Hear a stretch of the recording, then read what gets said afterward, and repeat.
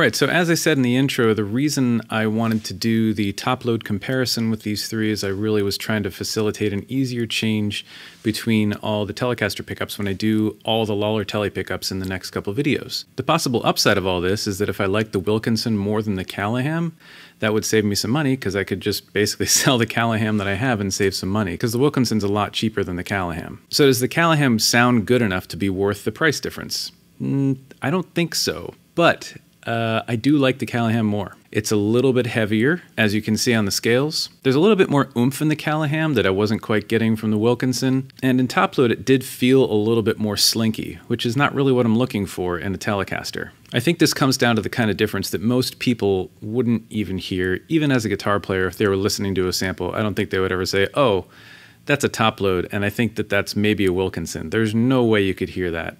There are so many different variables that just a difference in pickup alone is going to really mask a lot of the differences you might hear. But as a player, I've really searched for the right Telecaster pickups for me, and I love these Lollar 52s. And I really think that there's something very magical about the Lollar 52 with this Callaham. It just has just the right amount of oomph when I'm playing that I get exactly the response I'm looking for. Also, the Callaham has this little cutout here in the bridge, and my pinky's gotten used to that. And when I put the Wilkinson on, it doesn't have that. It just has the full ashtray. And I really like the comfort level of this right here. So one last thing about the Callaham is it has these two little screws that go on the front of the bridge. And if you've installed Telecaster bridges, a lot of times they pull up a little bit from the body. I mean, it's the slightest bit, but at the very least, it makes me feel better that the bridge is in full contact with the body. These intonation screws also feel a little bit more hefty than the Wilkinson, and they're a little smoother when adjusting them. And these brass saddles, I've gotten used to them on several of my guitars, and they're really, really comfortable over the top. And the screws are the right height, the little grub screws, so they don't scrape your palm. I know you can get different ones, but the Wilkinson's not really optimized for at least the action on my Tele. So all those little differences really make the Callaham worth it to me. It's really cool to have the option for top load on the Wilkinson. If I were going for like a slinkier feel on something, I could put some of the strings top load and some of the strings string through. That being said, I could just drill some holes in the Callaham and make it a top load. So this brings up a question I often think about with these comparisons, and there are different levels of how much of a difference something can make. And a lot of times people comment like, oh, someone in a club wouldn't be able to tell the difference. And that's probably true in the instance they're saying it. So there are things that people in a club might be able to tell the difference. If you were trying to play the intro of Sweet Child of Mine on a Tele neck pickup, single coil, that probably wouldn't sound great. And a few people in the audience would be like, there's something off about this. A lot of people wouldn't notice, but I think many would. And then there's the level where almost no one who isn't a guitar player would be able to tell a difference, but all of us watching these videos will be able to tell pretty quickly. And those differences, I think, are largely up to taste when we're looking for a certain tone. And then there's this third difference where we're really trying to figure out if it's placebo or if we can really hear a difference, but there's definitely something going on with how the guitar feels and how it responds dynamically to what you're putting into it. And a lot of those things don't come through in translation because the audience doesn't know what you're trying to say on your guitar. You're the only person who knows that. And there are certain bridges, the way they feel, certain pickups, the way they respond, if you hit them in a certain spot near the pickup or away from the pickup. All these little nuances that the audience has no idea what you're trying to do, but it comes across in a certain way. The player really has all the information there to decide whether or not they like it. And of course, a lot of that is placebo, but we're musicians and we're trying to remain inspired. We're trying to be excited year after year, day after day, doing something that has kept us happy for most of our lives. So I think today the difference is mostly that third level where it makes a difference mostly just to the player. I'm sure many of you out there will hear a difference in the pickups. I think objectively there is a difference between these three variables, but I don't think that I could pick which one was which in a lineup very easily. It's really subtle. So anyway, thank you so much for watching. Let me know what you think in the comments, and please stay tuned next week.